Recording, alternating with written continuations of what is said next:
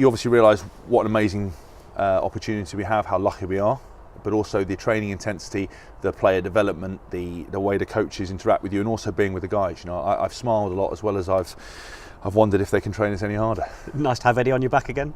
Yeah, always. Listen, you know, it's better to have him on your back than not have him at all, because you know, that'll be a reality one day. And I think you know, I love working with him and his coaching staff, because their passion to improve players, their passion to help guys reach their potential is second to none, and that's all you want from a coach, really. Did you pick up an atmosphere post Scotland when you came into camp about needing a resolve to get back on the horse? I think any time there's a loss, there's always a resolve to improve. But I think, you know, the one thing about this team more so than anything else is, even during the victories, you see our approach to things like having lifted the Calcutta Cup in the past, or, you know, winning things. It's very much, you know, on to the next job, which is great. But sometimes, especially when you've not been involved, that you wish you'd maybe smiled a little bit more. But look, coming into this French week, it's been huge for us, and there's always a desire. And I think after that loss, it kicks things to the next level. You've got over 70 caps with England. You're an experienced man. It's something that you'll be bringing to the squad, no doubt, for this French game. What do you believe that experience means? I'm very good at making a coffee on the coffee machine. I bring appropriate humour when required.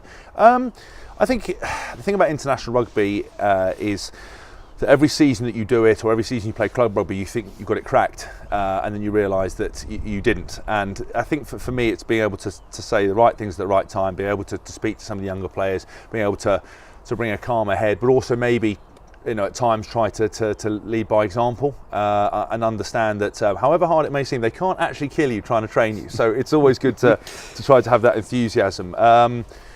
And for me, that's what I try to bring. You know, it's the dedication on the field, but it's also that kind of light-hearted nature of it. You played a bit in France. Will the French enjoy bringing an arm wrestle to the party in Le Crunch, or do you think the backs will be given a run? I think that international rugby now, that the space is limited, and I think that physicality is the first port of call. I think you know, I was lucky enough to play with Boxis and Bastereau at Stade Francais. I know the quality of those two players. I think the French side, you know, kind of have a dual game. They have that real physicality, and then they have that broken playability. So it's going to be a hugely physical encounter. I would say, you know, a clash of styles, but also a clash of intensity. And you know, for a rugby fan and neutral, it's going to be a big game. For the boys, it's about gum shields in, head guards on if you wear one, and deliver a performance we can be proud of. You played in France, we mentioned. You've obviously spent most of your career in the UK. There's a little question mark over where you're going to be playing your rugby next. I mean, obviously, you've said, it's been reported, you've said that you would be prepared to take a pay cut, that side of things. Is there a conversation that goes on with Eddie Jones if you're in a situation where the Premiership clubs are happy enough as they are, and you may be forced to go on further shores? I think that was a journalist who suggested I would take a pay cut, and I think I smiled. I think from my perspective, look, the priority is playing for England. And being involved, you know, and it's about going to a side that's going to be able to keep you doing that, and playing abroad doesn't help with that. So from my perspective, I'll do everything I can do to stay in the UK.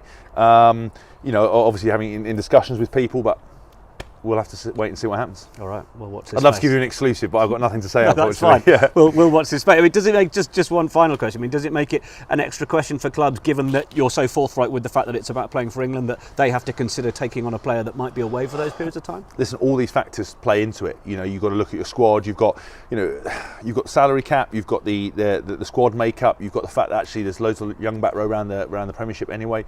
You've got guys, you know, that will want players that are going to be there the whole time. There are so many factors into it. It's not a straight you know, conversation, just as it wasn't with Wash. You know, we didn't get to a stage where it was contract discussions. It was, look, you know, we've got new players coming into the squad. We feel that they're going to take us forward, and that's it. And you know, you just got to get on with it. You didn't grit your teeth when you mentioned younger back row players in the Premiership. That was quite good. I said younger, I didn't say better. James, best of luck this week. Cheers, mate. Thank you.